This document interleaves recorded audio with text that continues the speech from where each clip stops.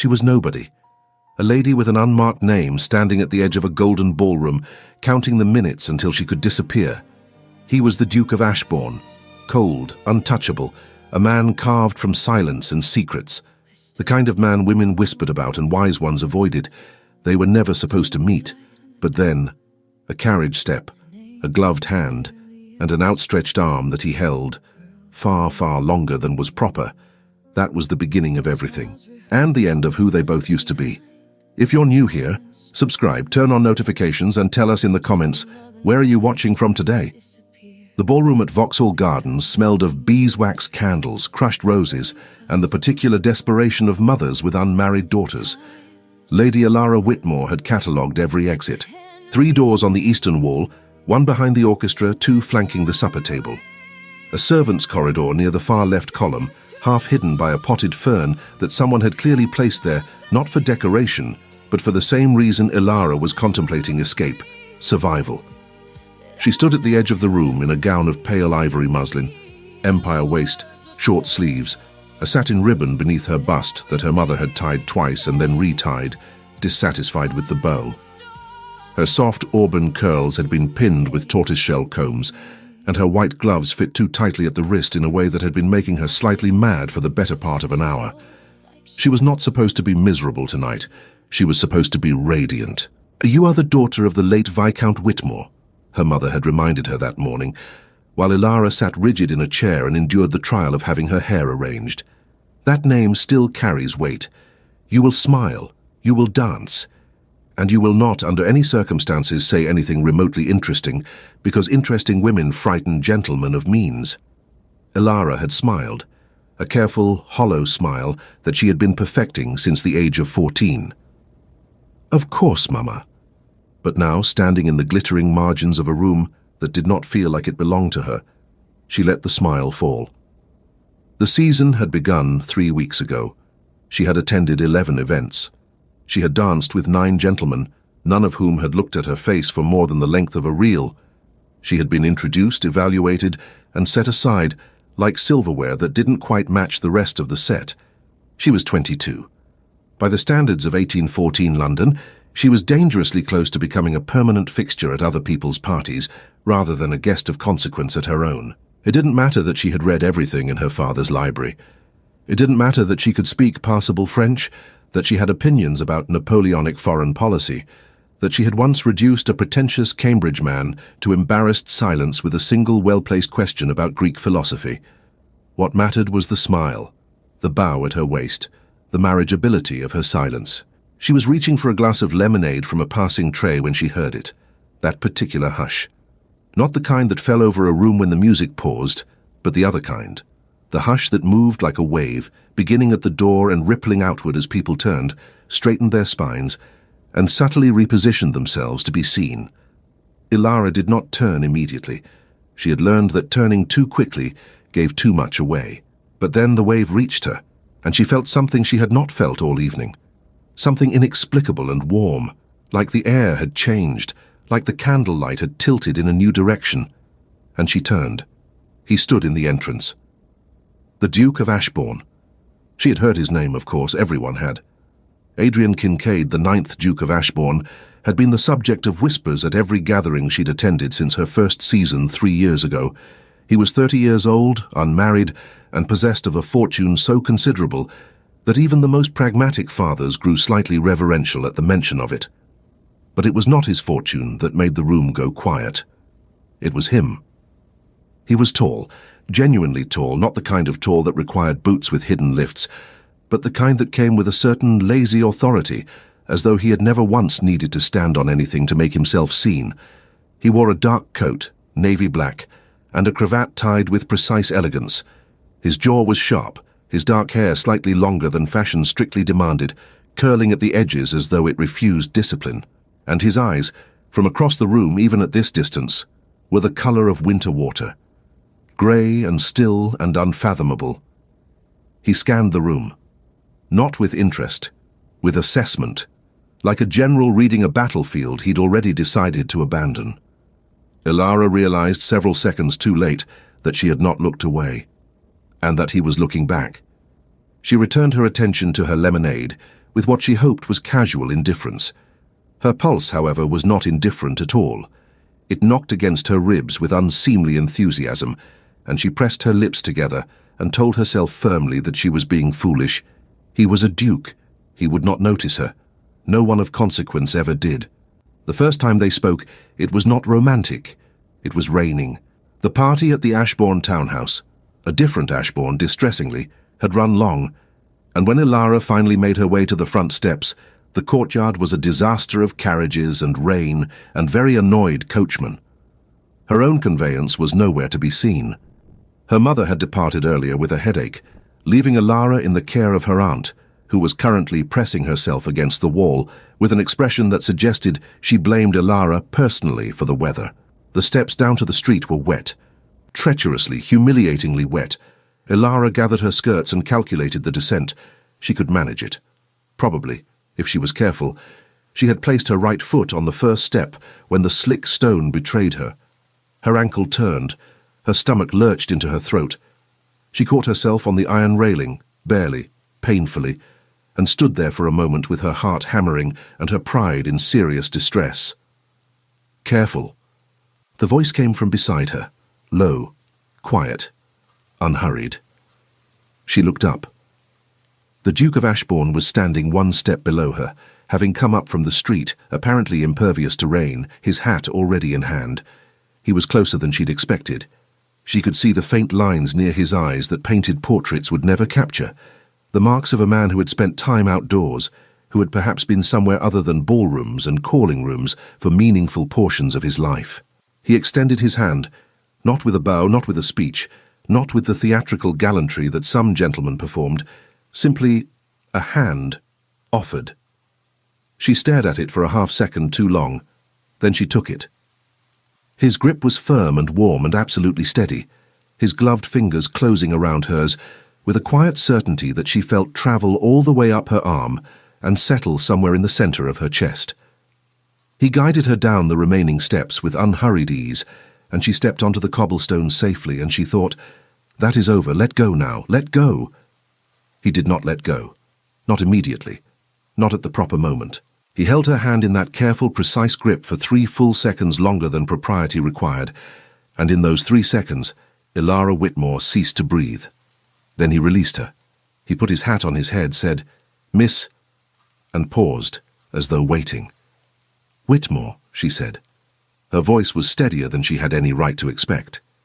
"Lady Ilara Whitmore." Something flickered across his face, barely there, gone before she could read it. "Lady Ilara." He inclined his head. "Watch your step." And then he walked away into the rain, unhurried and unbothered, as though he had not just turned her world upside down with the holding of a hand. She stood on the wet cobblestones, rain dotting her sleeves, and watched him go. 3 seconds, she thought. Why 3 seconds? She had no answer. She would think about those 3 seconds for the next 2 weeks.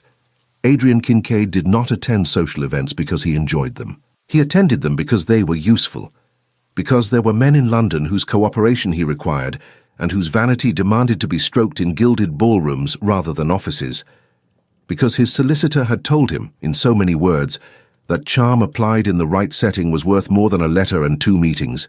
He had learned at a young age to separate what was necessary from what was desirable. Most things fell in the first category, almost nothing in the second. He stood in the library of his Grosvenor Square townhouse the morning after the Ashbourne party, holding a letter he had read 3 times and had not yet answered. Outside, the city moved through its grey morning routines. His secretary would arrive within the hour. There were contracts to review, a dispute between 2 tenants on his Somersetshire estate, and a question about the drainage on the North Field that had been unresolved for 2 years and showed every sign of remaining so. He put the letter down, picked it up again.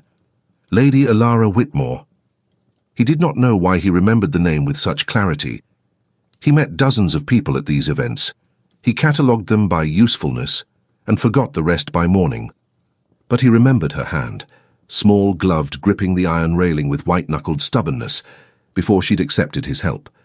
He remembered the precise moment she had taken his offered hand, that half-second of hesitation that had not been coy, not performed, but genuine. the hesitation of a woman who was not accustomed to being helped and wasn't sure she wanted to be. He remembered that he had held her hand longer than was proper. He had not intended to.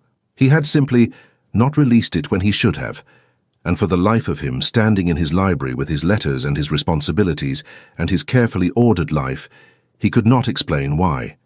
Adrian Kincaid was not impulsive. He was not careless.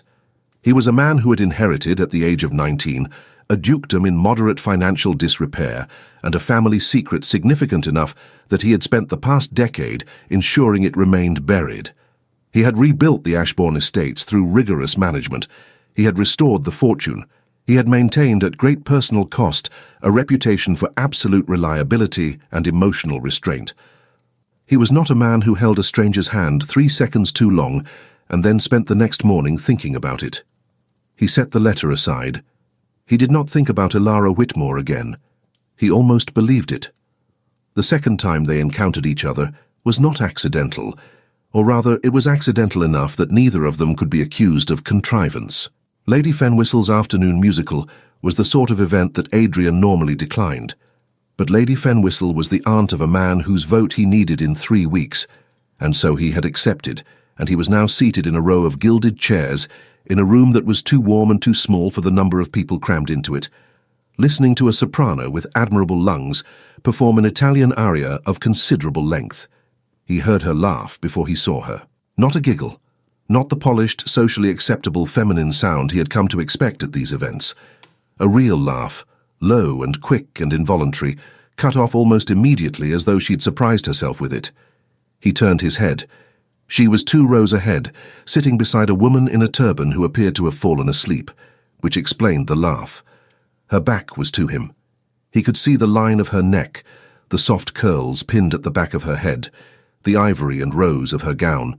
As though she felt his eyes, which was absurd, the room was full of people, she turned her head slightly, not enough to look at him directly, just enough that he could see the curve of her jaw, the almost smile she was pressing back into composure.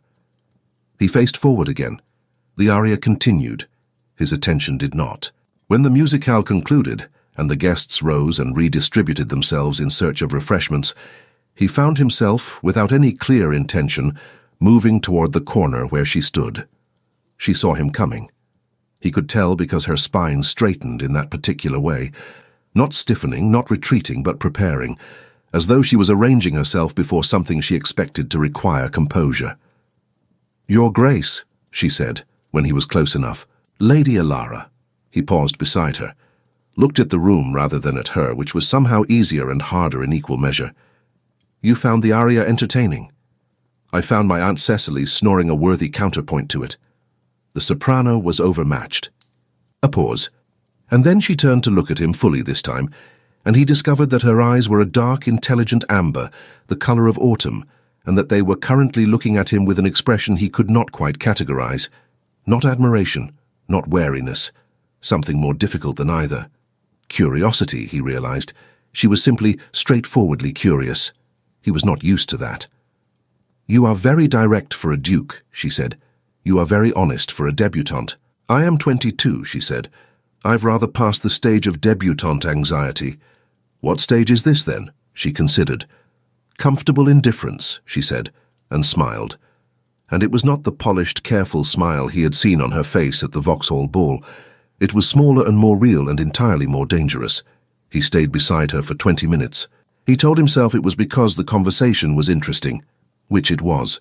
She had opinions about romantic poetry that she expressed with a precision that caught him off guard, and a dry humor that she deployed without apology, and she asked him at one point what he thought about the recent parliamentary debate on land enclosure, with the apparent genuine belief that he might have a worthwhile answer.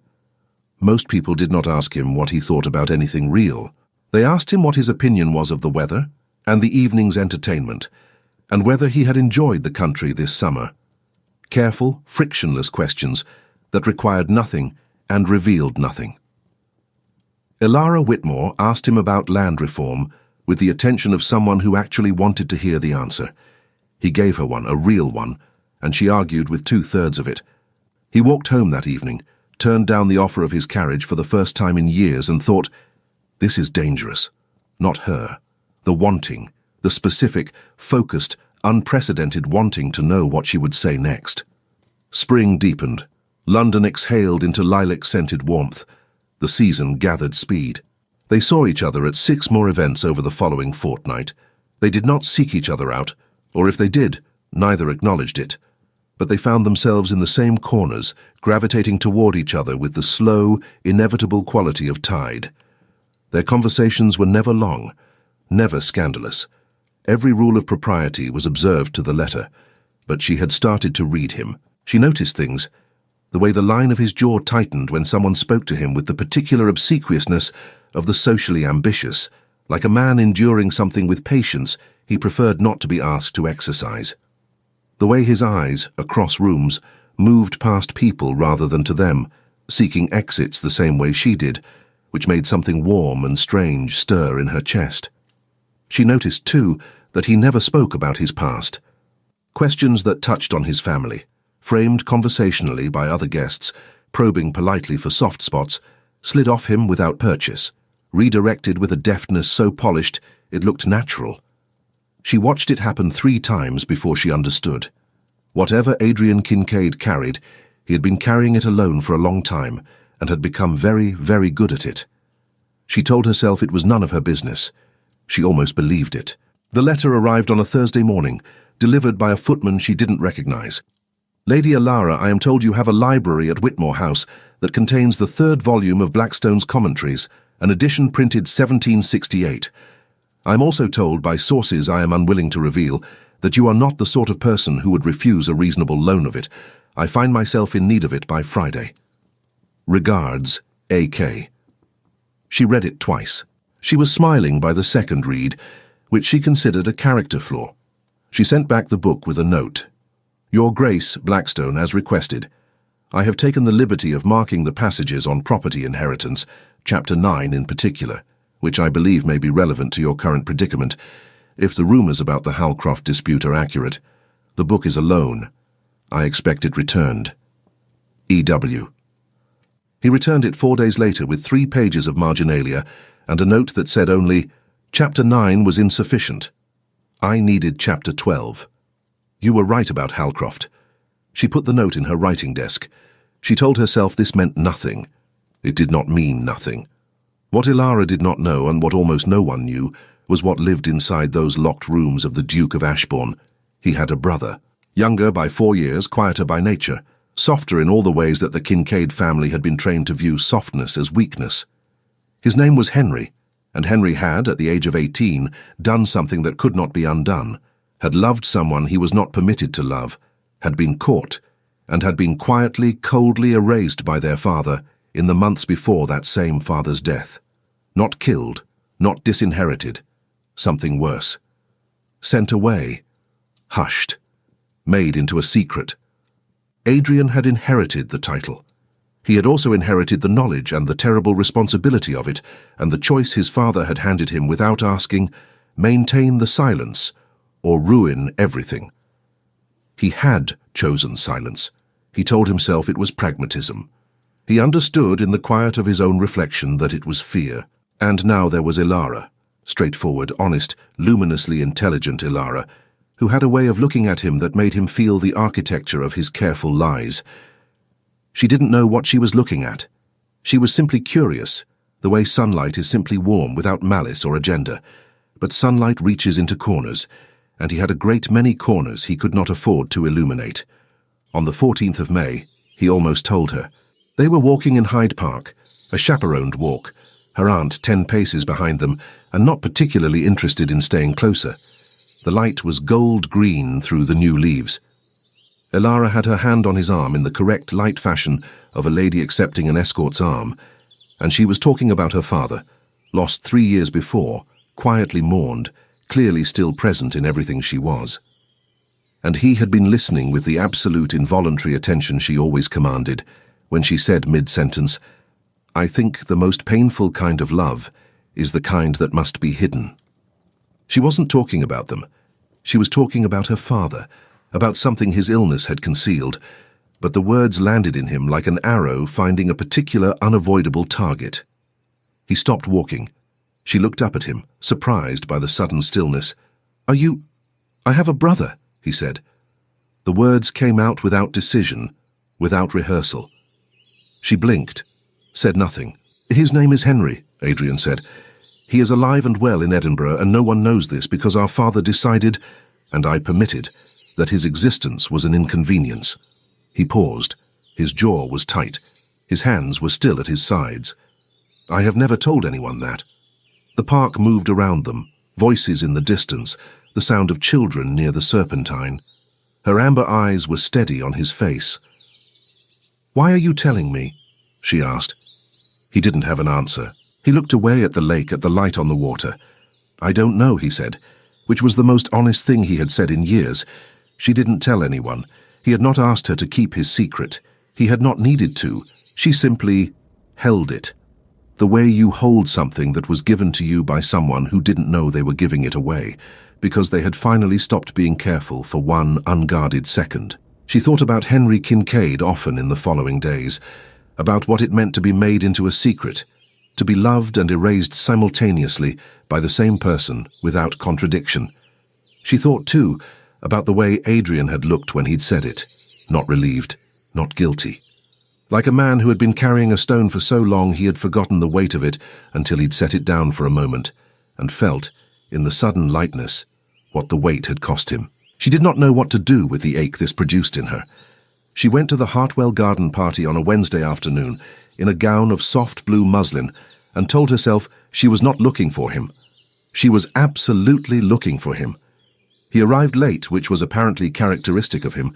She was learning his patterns, a fact she found simultaneously wonderful and alarming.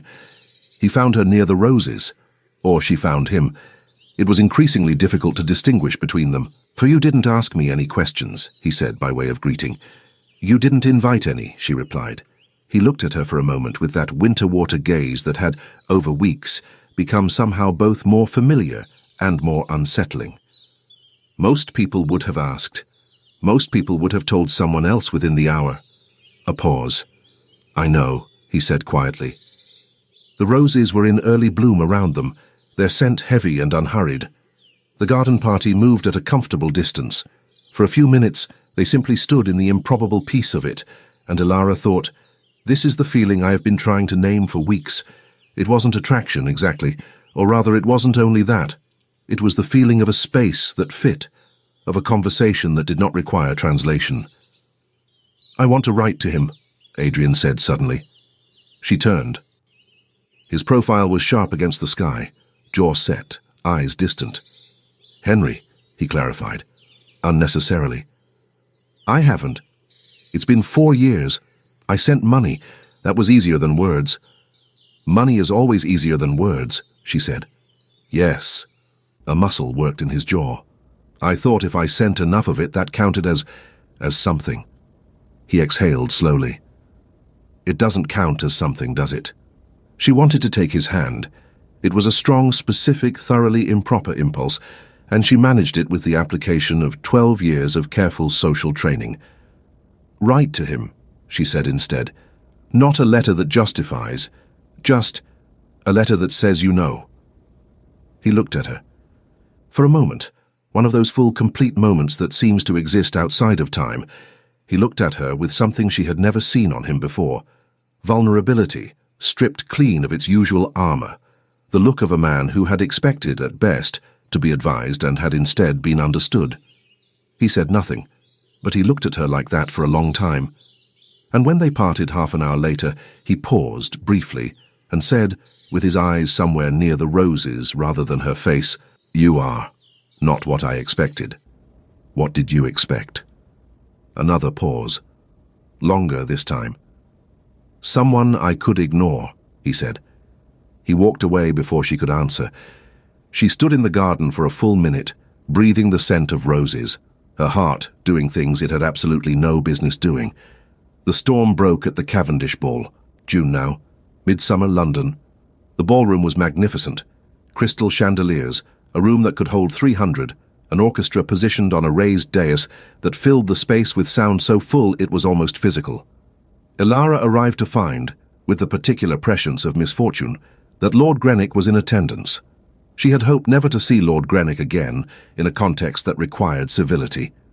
He was older, fleshy, with the confidence of a man who had been told he was important for long enough that he had stopped questioning it. He had made her an offer at the end of the last season, not the romantic kind, the transactional kind, framed in the language of opportunity, but with a subtext that had made her feel afterward like she needed to step outside and breathe clean air. Her mother considered him a reasonable prospect. Ilara considered him a reminder that the world could be very small and very unkind. He spotted her at the supper table and crossed the room with the unhurried certainty of a man who expected access. Lady Ilara, his smile was wide. "You're looking remarkably well. Lord Greenock." She kept her voice even, kept her glass steady. "I heard a rumour," he said, dropping his voice to a confiding murmur that managed to feel like a threat. "About you and the Duke of Ashbourne. I confess I thought it was beyond possibility." His eyes moved over her in a way that she refused to react to. "I wondered whether it might be worth reconsidering certain conversations." "There is nothing to reconsider," she said. "Are you certain? A woman in your position—" "My position," she said very quietly, "is standing quite comfortably on my own 2 feet, thank you." She moved away. Her hands were steady. Her pulse was not. She didn't look for Adrian. She was not going to be that woman, the woman who needed rescuing, who looked across a room for a tall man to make the small men go away. She found a quiet alcove and took 3 controlled breaths. "Did he say something that requires my intervention, or merely something that requires him to leave London permanently?" The voice was calm, low, and exactly where she had told herself she was not going to look. She turned. Adrian stood at the entrance to the alcove. He had clearly seen enough or heard enough, or, she was learning, simply read the situation from the change in her posture, because he was watching her with an expression that was not kind exactly. It was something harder than kindness, protective in a way that was ancient and quiet and absolutely sincere.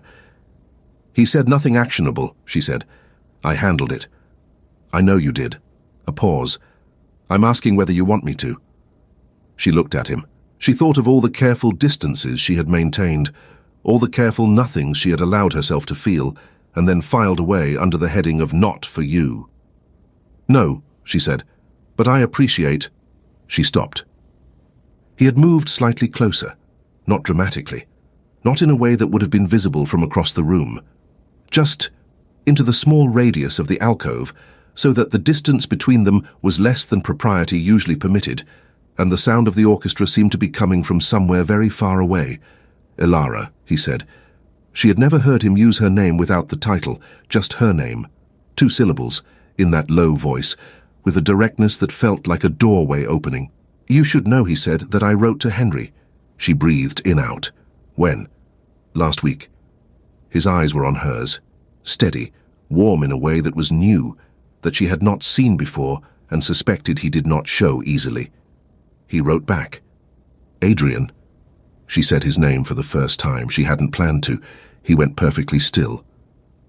"I'm glad." The orchestra played on. They stood in the alcove at a distance that was not improper, but was something else entirely, charged, close, full of all the things neither of them had said yet. He lifted his hand, the same hand he had extended on those wet steps 4 months ago. Unhurried, certain, offered. "Dance with me," he said. "Not may I have the honor, not would you do me the pleasure, just dance with me." Like there was no possible world in which the answer was anything other than yes. She placed her hand in his, and the dance was not ordinary. They had danced before twice with the correct social distance and the correct social pleasantness. This was not that. This was a waltz in which they did not speak and did not need to, in which she could feel the warmth of his hand through the thin silk of her glove, in which she had the distinct, dizzying sense that he was keeping her very close, closer than was strictly required, and that she was unambiguously letting him. When the music ended, he did not release her hand immediately. 3 seconds, 5, 7, his eyes on hers. "Say it," she thought, with a fierceness that surprised her. "Say whatever it is before you lock it up again." But someone called his name from across the room. The moment shattered. He stepped back, the wall came down, and the Duke of Ashbourne was once again composed and impeccable and impenetrable. But he had looked at her. She had seen. The Halcroft crisis arrived with bad timing, as crises do. She heard about it at a morning call. Lady Pemberton, whose husband sat in the same circles as Adrian's solicitor, mentioned it in the careful, not quite gossip way of women who knew information had value. There was a challenge to the Ashbourne title, something old, something legal, something that had apparently been waiting in a solicitor's drawer like a poison letter. A disputed claim, a question of legitimacy, a name in the records that connected, in ways she did not yet understand, to the secret about Henry. Elara sat in Lady Pemberton's sitting room with her teacup and her careful smile, and understood that the thing Adrian had been afraid of was happening. She sent him a note that evening. "I heard.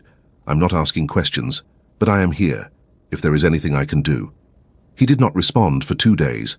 When he did, the letter was short. "There is a document. My father had it produced years ago to protect the family name. It would undo Henry's erasure, which should be a good thing, except that it also contains information that would make the current inheritance challenge impossible to dismiss. If I use it, Henry is restored. The challenge collapses. The secret ends. If I use it, everything I have protected for 11 years becomes public. I have been afraid of that for 11 years. I am less afraid than I thought." She read it by candlelight, sitting at her writing desk, and understood what he wasn't saying. That the fear was not of the exposure, that the fear was older and simpler. The fear of a 19-year-old who had inherited not just an estate, but a choice that was never his to make, and had been carrying the weight of it ever since, and had perhaps, finally, found someone who made the weight feel possible to set down. She wrote back one line, then set it down. He used the document. It was not quiet. The legal proceedings were brief, because the document was irrefutable, but the social aftermath was the particular London storm of whispers and letters and afternoon calls, where everyone pretended not to be discussing the thing they were absolutely discussing. Henry Kincaid's existence became known. His history became known, softened by time, by sympathy, by the general willingness of a certain part of society to romanticize what it had once condemned. There was talk, there was gossip, and then, as these things do, it gradually became something else, something survivable. Adrian sent for Henry. Henry came from Edinburgh on a Tuesday, and Elara heard about it from her aunt, who had heard it from the Hartwell housekeeper's cousin, which was how news always moved in London, sideways, underground, unstoppable. She was glad. She was also sitting in the small sitting room of Whitmore House on a rainy afternoon, abruptly, sharply terrified. Because she understood something she had been not understanding for 5 months. She was in love with Adrian Kincaid, not the performed social kind of love that one managed on behalf of an appropriate match, the real kind, the inconvenient, disproportionate, deeply inconvenient kind, the kind where you thought about him at odd hours and noticed that the world was quieter without him, and found yourself wishing, with a sincerity that was almost embarrassing, for a rainy carriage step and an outstretched hand. He had never said he loved her. He had held her hand too long. He had told her his secrets. He had danced with her like the music belonged to them, and looked at her like she was the only legible thing in a room full of noise. But he had never said the words. She was 22, relatively sensible, and had read enough novels to know that feelings required words, or they remained feelings. She was also, she admitted to herself with a private, rueful smile, completely and utterly at a loss for what to do about it. She was still sitting with this when, half an hour later, his card was brought up. He was shown into the sitting room, and he was not composed. This was so notable that Elara immediately stood, not from social obligation, but from genuine alarm. She had never seen him not composed. He was always contained, always arranged, always the polished and impenetrable Duke of Ashbourne. Now his hair was slightly disordered, as though he had run a hand through it too many times. His cravat was perfectly tied, but his jaw was tight, and his eyes, those winter water eyes, had something in them she had not seen before. Urgency. Elara. Her name again, direct, without preamble. "Sit down," she said. "You're alarming me." "I don't want to sit down." He stopped in the center of the room, turned to face her. I have spent 3 days attempting to compose a rational approach to this conversation. I have written 4 versions of it. They were all terrible. She folded her hands. Her heart was doing something extraordinary. The written version was always going to be inadequate, she said carefully. Yes. He ran his hand through his hair. There it was, the gesture she had noticed. Henry arrived yesterday. I know. He looks... Adrian stopped. His voice for a moment was not the voice of a duke. It was the voice of a man who had been carrying something alone for 11 years and had, this week, set it down. He looks like himself. Still, despite everything. I thought I would have to explain and apologize, and that it would be long and painful. A pause. He laughed. Within 10 minutes he made me laugh. I had forgotten that he could do that. She did not speak. She understood that this needed no prompting. I have been making decisions based on fear for 11 years, he said. Fear of exposure, fear of scandal, fear of what my father's voice still says in my head when I consider anything that deviates from... He stopped again, pressing his lips together. Then, quietly, I have been afraid of this. Of you. Of me, she repeated. Of what it would mean to want you as much as I do. His voice was steady now, with the steadiness of decision made, and irrevocable. You are, Ilara. You are the only person in my acquaintance who has ever argued with me about land reform, told me what I needed to hear rather than what was comfortable, and kept a secret that was never yours to carry without being asked. You looked at me on those steps in the rain like I was just a person, not a title, not an inconvenience or an asset, a person. She had stopped breathing sometime during the middle of this speech. I am asking, he said, whether you would consider, whether there is any... I am doing this very badly, he said, almost under his breath. You are doing it exactly right, she said. He looked at her. I love you, he said. I have loved you since the garden, I think, since the roses, since you told me to write to Henry and didn't ask me for a reason and looked at me like you already knew the answer. The rain tapped at the sitting room window. Somewhere in the house a clock was ticking. The candles had not been lit yet. The afternoon light was grey and soft and filtered through rain-washed glass, and it fell across his face and made him look for once unhurried, like a man who had arrived somewhere. Ilara crossed the room. She stopped in front of him. She looked up at his face, the sharp jaw, the winter eyes, the mouth that could be severe and had been occasionally around her, gentle. I have loved you, she said, since you held my hand for 3 seconds too long on those wretched steps, and I spent 2 weeks trying to explain it away. Something broke open in his expression. Not dramatic, not loud, just a quiet, undeniable coming apart of the last careful wall. He lifted his hand. That hand. The same one. He offered it. She took it. This time, he didn't let go at all. He spoke to her mother that evening. The conversation was, by all subsequent accounts, short and decisive. He wrote to his solicitor the following morning.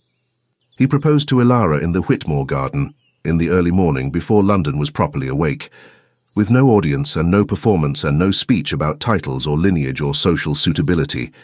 He said her name. He asked his question. She said yes before he finished asking it, which made him laugh, a real laugh, open and warm, and she thought, there it is. That's the part of him I have been waiting for. She would hear it, she thought, for the rest of her life.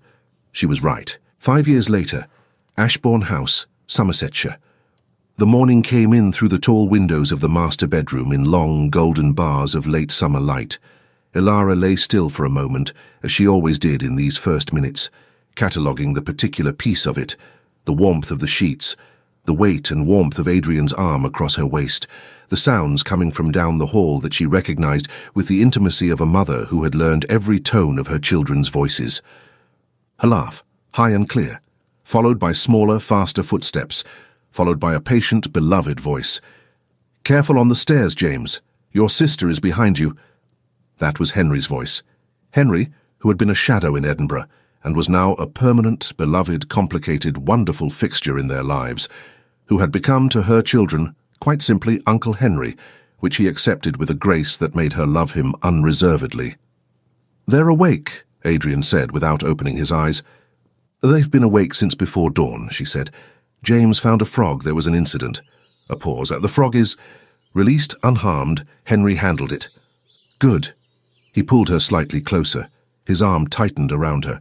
Outside, the summer morning continued its golden progress over the Somersetshire fields, over the gardens where roses climbed the stone walls, over the lake that James had decided was his personal domain, and Cecily, 4 years old and entirely unafraid of anything, had followed him into twice this summer. Cecily had his eyes, grey as winter water, with an intensity that made visitors slightly nervous and made Ilara, privately, adore her.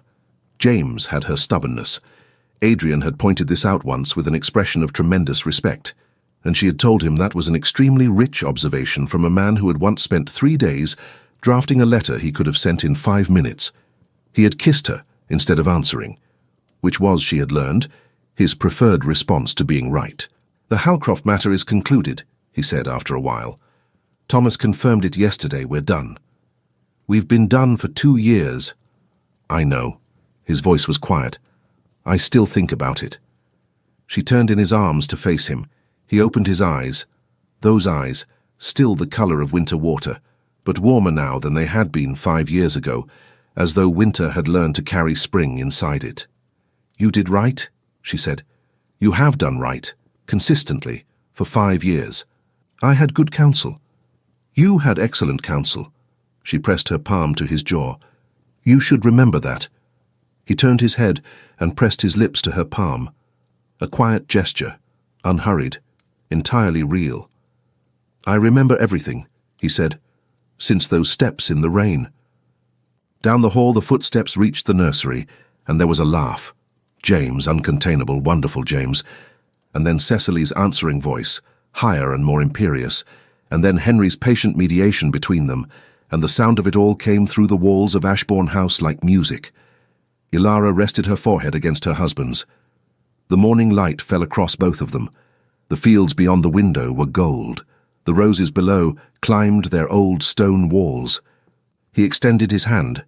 Even now, even here, even after everything. He offered it, palm up, unhurried. She placed her hand in his. He held it. And this time, as he had promised her, wordlessly, in all the days between that first rain-soaked evening and this golden morning, he did not let go.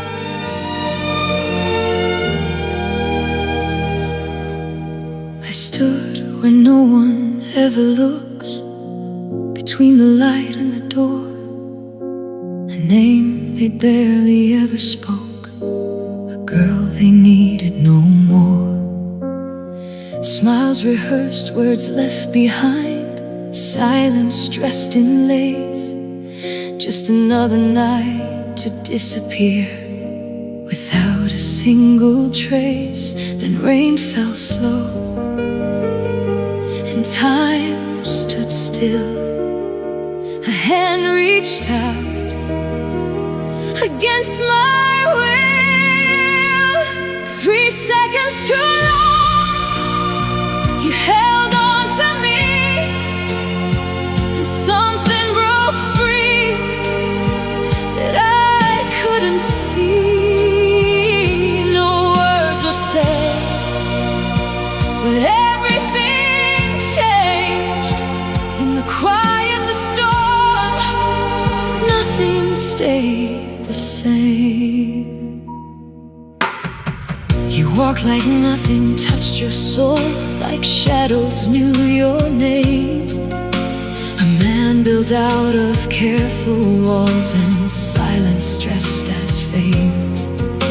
But in your eyes I saw the truth, a weight you couldn't hide.